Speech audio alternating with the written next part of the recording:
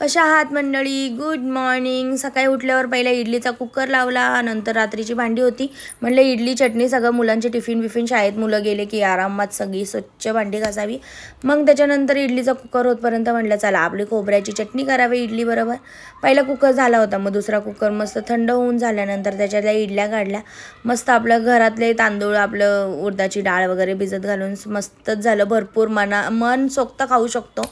Readymade आणलं की 1 kilo घ्या, त्याच्यात मोजून इडल्या होणार. हे ते आपल्या घरातलं डोसा करा, आप्पे करा, इडल्या करा, काही प्रॉब्लेम नाही आहे.